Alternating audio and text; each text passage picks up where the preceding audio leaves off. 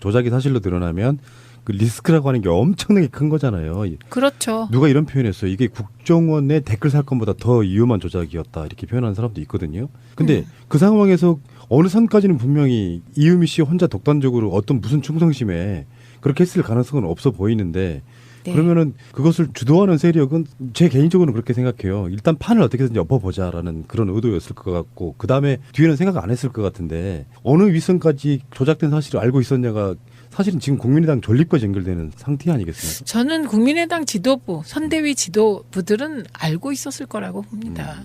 그런데 이게 이제 애초에 아래로부터 조금씩 파올라가면요. 이유미와 이준서 둘이 카톡을 주고받았다는 내용들이 막 나오고 있어요. 그런데 이유미가 지금이라도 늦지 않았으니 꾸며낸 일이라고 털어놓자 이런 식으로 얘기를 했는데 이준서 최고위원이 대선이 끝나면 모든 고소 고발은 취하된다면서 그렇지 않아도 된다라고 얘기했다는 카톡도 돌고요. 그다음에 이유미가 잡혀가기 전에 긴급 체포됐잖아요.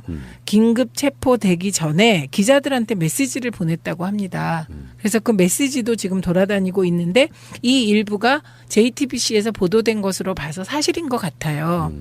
근데 이제 사실일 개연성이 높은 메시지인데 정말 결례인 줄 알면서 연락드린다. 내일 어이없는 소식을 듣게 될 거다. 국민의당에서 지난번 문 대통령 아드님 파슨스 관련해서 부침백으로 갔다는 이슈 제기. 그거 다 거짓인 걸 국민의당이 사과할 겁니다. 이렇게 제보를 했대요. 그리고 제가 어쩌다 거기 연루돼 있어요. 참고인 조사를 받으라고 합니다. 그런데 당에서 기획해서 지시해놓고 꼬리 자르기 하려고 하고 있어요. 당에서는 몰랐다고 해당자들 출당 조치 시킨대요. 시킨 대로 한 죄밖에 없는 저는 너무 억울한데 다 뒤집어 쓰게 생겼어요. 네, 그래서 부끄러움을 무릅쓰고 SOS를 친다. 이런 메시지를 보냈다는 거예요. 근데 이거는 이제 언론에서 나온 바에 따르면 이 이유미가 나는 시켜서 했다. 지금 이렇게 주장하고 있는 거고요. 여기 이제 보면 당에서 기획해서 지시해놓고 꼬리 자르기 하려고 하고 있다. 이런 얘기가 나와요. 그 이유미 당원이라고 불리는 사람, 뭐 전에 제가 들어보니까 총선 때는 호남 유일의 여성 예비 후보자였대요. 네. 그리고 안철수 전 대선 후보의 제자이자 최측근이기도 하고. 네, 네. 그러니까 그쪽 국민의당 쪽에서 반응을 보면 광팬이다. 뭐 이런 식으로 표현을 하고 있더라고요. 그러니까 안철수 씨가 사실 알았을 개연성도 상당히 있어 보이는 그런 상황이에요. 그러니까 저는 이렇게 보는 거예요. 안철수 후보가 기획팀에 속해서 이렇게 조작을 해봐라. 이건 아니었을 것 같아요. 그건 드러나면 엄청난 사안이기 때문에. 그러니까 저는 그건 아닐 것 같아요. 그리고 예를 들면 문준용 의혹을 가지고 대대적인 공세를 하자. 요거는 그 당의 방침이었어요. 대선 때. 그리고 실제로 실행에 옮겼고요. 그런데 이제 하다 보니 이것만 조작한 게 아니고요. 권양숙 여사 친척, 그렇죠. 고용정보원 특혜 의혹. 이것도 조작한 거잖아요. 조작해서 발표했는데 그 건은 뭐 아무리 찾아봐도 권 여사 친척이 아니고 본인이 나서서 나 권 여사 친척 아니라고 밝히면서 대선 중에 들통이 났죠. 그 조작 사건은. 그때가 5월 4일이었을 걸로 기억하는데 그때 권양숙 여사 친척 부분은 사실과 달라서 사과드린다고 그때 한번 사과를 했었어요. 그게 이용주 이용주 의원. 지금 사과. 이용주 의원이 지금 현재 이 사건과 연관이 있잖아요. 당연하죠. 네. 공명선거 추진 단장이셨잖아요. 그래서 그 당시에 네. 아주 강력하게 주장했던 그 매체에 나가서 주장했던 여러분들 중에 한 분이시기도 하고 이분이 검사 출신이잖아요. 또 검사 출신 김경진 의원도 네. 있고 이분들이 사실 주도했다고 보면은 그런 분들은 그런 느낌이 있지 않아요? 뭐 검사 출신들이건 뭐건 정치권에 들어가면 다 저렇게 되는 거라 이런 생각 먼저 들더라고요. 먼저 들 뿐만 아니고 저는 이게 이 검사 출신의 두 분 그 윗선일 거라고 봅니다. 예, 왜냐하면 이게 검사 출신인데 이게 조작이라는 감을 못 받았다면 저는 정말 이해할 수가 없어요. 어떻게 그러면 그게 대한민국 검사 촉이 너무 무뎌진 거죠. 근데 저는 안철수라고 하는 사람에 대한 그 믿음이 어느 시점까지 있었거든요. 새정치민주연합의 어느 시점까지는. 근데 결론적으로 이준석 최고위원이 안철수가 데려온 사람이에요. 그리고 이유미는 안철수의 뭐 어떤 관계인지는 모르지만 제자이며 광팬. 예, 그게 안철수가 이미 스스로 인지했을 존재감이 있는 사람이에요. 일반 당원이라고 해도. 네, 네. 근데 그 이준서와 그 이유미가 서로 어떤 그런 자기들끼리 어떤 짬짬이로 그런 걸 조작했다고 하면 안철수 후보를 인격적으로 믿으니까 차마 말을 못하는 부분이 있을 수 있겠지만 실제로 알았을 가능성도 저는 있다고 보는 거고. 조작을? 예. 저는 그것까지는 아닐 수 있다고 생각해요. 왜냐하면 후보는 너무 바쁘기 때문에 그때는 또 뚜벅이 유세한다고 해서 계속 걸을 때거든요.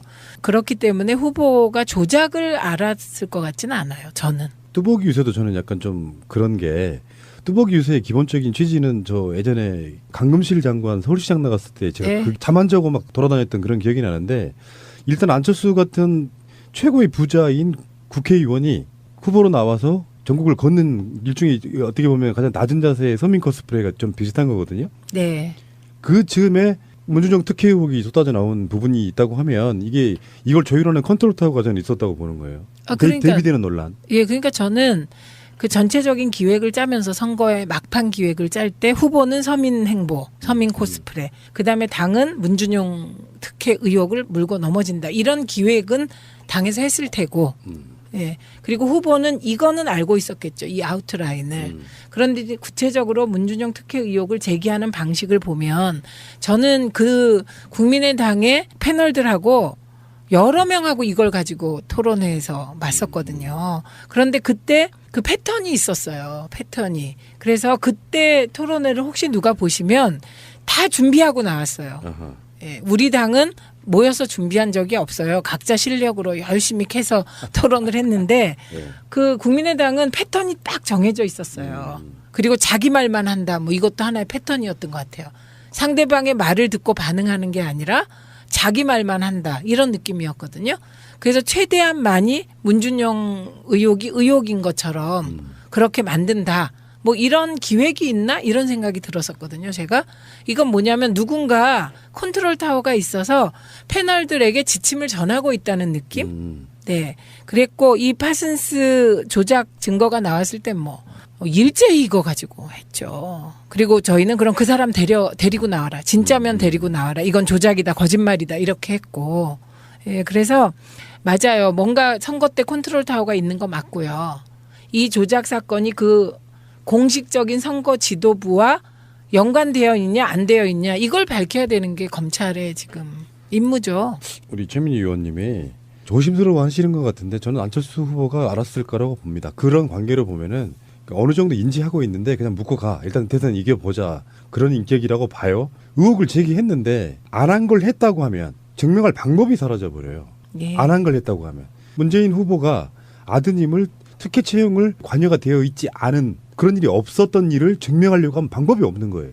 있었던 일은 증명이 가능한데 없었던 일은 증명이 불가능하다고. 그렇죠. 근데 이제 제가 이게 확실하게 말씀드릴 수 있는 것은 이유미, 이준서 차원의 일은 아니다. 그 윗선이 있다. 그리고 저는 선대위 핵심들도 다 알고 있었을 거다. 예. 이 조작의 과정은 몰라도 이 증거가 증거 능력이 없다는 걸 적어도 검사 출신 의원들은 알았을 거라고 생각을 해요. 안 그러면 부끄럽잖아요, 우리가. 그렇죠. 그런데 이용주 의원이 선거 전날 이런 인터뷰를 했어요. 김현정의 뉴스쇼에 나와서 김현정이 이렇게 물어요. 그 이제 파슨스 그 증거 녹음한 사람에 대해서 신원도 그러니까 언젠가 공개가 돼도 문제가 없는 상황이다. 가짜 아니다. 이 말씀하시는 거예요? 이렇게 물으니까 당연하죠. 이렇게 얘기하고요. 김현정이 또 아니 그런데 지금 이 녹취록을 공개하시자 미국 유학 시절에 문준용 씨 룸메이트였다는 송모 씨가 어떤 발언을 했냐면 국민의당이 증인으로 내세운 그 사람이 그 조건 그 사람이 밝힌 조건에 의하면 거기에 맞는 사람은 오로지 나밖에 없는데 왜냐 유학 시절에 6명밖에 없었기 때문에 그런데 그게 내가 아닌데 도대체 누구란 말이냐 이런 공개 주장을 했다라고 얘기하니까 이용주 단장이 뭐라 그러냐면 그분의 일방적인 주장일 뿐이고 저희들이 확보한 사람이 그 사람이 아닌 것만은 분명합니다. 그리고 저희들이 한 명으로부터 받은 게 아니고 복수의 사람으로부터 확인한 내용이기 때문에 그런 사실 자체 문준용이 아버지인 문재인으로부터 고용정보원에 원서를 지원을 해라 했다는 말이 있었다는 부분에 대해서는 확인이 된 사실이다. 이렇게 전날 얘기했습니다. 음성을 빌려준 사람, 뭐 민주당 주장대로라면 나중에 밝힐 게 뻔하지 않겠습니까? 네.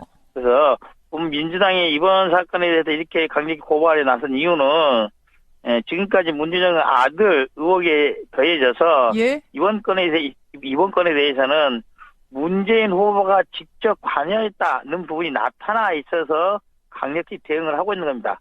음성 변제 부분에 대해서는 이미 저희들이 언론사에 녹음 파일을 제공을 했습니다. 지금 뭐 충분한 기술을 가지고도 예. 원래 음성을 찾아낼 수 있습니다. 어, 그리고 신원 공개 여부도 예. 신원 공개 여부도 제보자에 대해서는 어느 정도 시점까지 해서 본인의 의사에 반해서 공개할 수는 없는 거 아니겠습니까? 차차 법적인 절차가 진행되면은 예. 신원이 나타날 수밖에 없는 상태입니다. 아, 신원도 그러니까 언젠가 공개가 돼도 문제가 없는 상황이다. 가짜 아니다. 이 말씀하시는 거예요? 당연하죠. 예. 아니 근데 지금 이 녹취록을 공개를 하시자 미국 유학 시절에 문준용 씨의 룸메이트였다는 송모 씨가 어떤 발언을 했냐면 국민의당이 증인으로 내세운 그 사람이 그 조건, 그 사람이 밝힌 그 조건에 의하면 거기에 맞는 사람은 오로지 나밖에 없는데 왜냐 유학 시절에 6명밖에 없었기 때문에 근데 그게 내가 아닌데 도대체 누구란 말이냐 이런 공개 주장을 했습니다. 그분은 그분의 일방적인 주장일 뿐이고 저희들이 확보한 사람이 그 사람이 아닌 것만은 분명합니다. 그리고 저희들이 예? 한 명으로부터 받은 게 아니고 복수의 사람으로서부터 확인한 내용이기 때문에 그런 사실 자체 문준용이 아버지인 문재인 후보가 고용정보원에 원서를 지원서를 내라 했다는 말이 있었다는 부분에 대해서는 여러 차례 확인이 된 사실입니다. 조작 맞네요.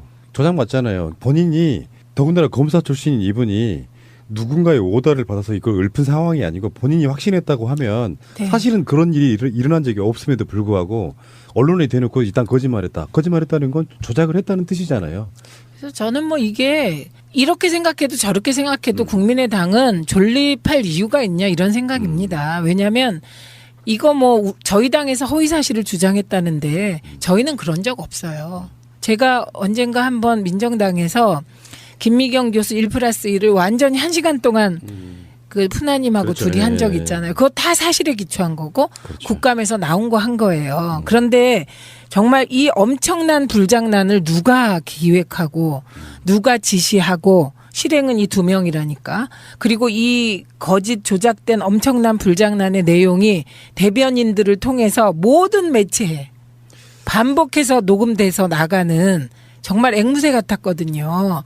이거는 컨트롤 타워가 있는 거죠. 앞으로 검찰 수사가 재밌어질 것 같은 게 일단 이유미 씨가 지금 이제 잡혀갔어요. 이제 조사하다 보면 이제 이준서도 아마 갈 거고 그러다 보면은 분명히 소환되는 사람 물론 뭐 어떤 그 정치인들은 그런 경우에 자기가 꼬리자리 하는 경우도 있잖아요. 네. 내선에서 뭐 후보를 몰랐다 이런 식으로 할 수도 있겠지만 그런 식으로 이렇게 자기 사람들을 잘 챙기는 사람 같으면 그걸로 끝나는 경우가 꽤 많은데 이게 만약에 진짜로 덜컥 안철수 이름까지 나와버린다고 하면 이거는 정계가 완전 소용돌이로 가겠는데 지금도 소용돌이지만 사실은 지금 보면 네. 국민의당 의원들이 대응하는 걸 보면 일부 의원들은 벌써 내부의 권력 투쟁용으로 이걸 쓰고 있는 게 보입니다. 예, 그래서 일부 의원들은 안철수 후보의 존립 자체를 거론하고 있다고 하고요. 예, 그리고 내부에서 그동안에 이제 민주당하고 통합하자는 분들이 계셨잖아요. 그분들의 목소리가 커지시겠죠. 그런데 저는 뭐 개인적인 입장으로 국민의당과 통합하거나 국민의당에서 떨어져 나온 분들하고 합치는 건 반대입니다. 문재인 대통령 관련한 방송하면서 몇 번 표현 쓴 적이 있었던 게 뭐냐면은 이분 하늘이 돕고 있네라고 느낀 경우가 꽤 있었어요. 지금이 하늘이 돕고 있는 건가? 이건 정말 저는 대선 때 너무 고생하신 일이라 그러니까 근데 얼마나 예, 마음이 아팠겠어요. 뭔가 이렇게 살짝 위기에 봉착하려고 하면 활로가 열리는 느낌이 항상 있어요. 그 드라마 같은 걸로 쓰면은 이거는 드라마 작가가 막장이라고 욕먹을 정도의 뭔가 이렇게 기가 막히게 맞아떨어지는 게 있어요. 그런 게 있어요. 네. 그 오바마라는 사람이 대통령 되는 과정을 보면 그 사람이 살아온 역정 있잖아요. 보면 야 저거는 영화로 만들라고 인물을 꾸며도 저렇게 꾸밀 수가 없다 이런 얘기 우리 그때 많이 했잖아요.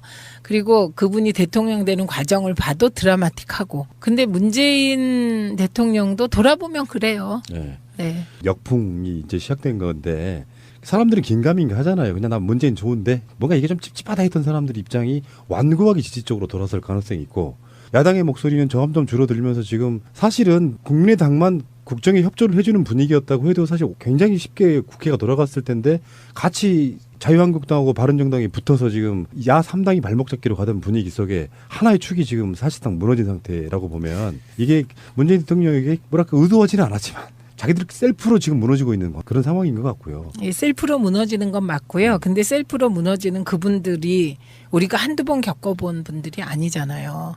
그리고 이번에 대응하는 걸 보니 역시 또 대선 때 이거 조작하는 그런 심성으로 대응하는 것 같더라고요. 특검을 하자. 그런데 문준용 특검도 같이 하자. 그래서 쌍끌이 특검을 하자. 이런 주장을 하시대요. 이게 이제 셀프 확인 사살인데 정말 미안해서 사람들 중에는 그렇게 받아들이는 사람이 있어요. 정말 미안해서 스스로 밝혔다. 그 태도를 보고 그래도 큰 죄이긴 하지만 조금 이렇게 여지를 남겨두거든요. 근데 여기서 갑자기 물타기를 확. 그러니까 사람들 심리 속에 그래도 문준용 특혜 의혹이 뭔가 있었나 보네라는 걸 심어주기 위해서 스스로 그런 짓을 하는 거 보면 용서의 여지가 사라져버리는.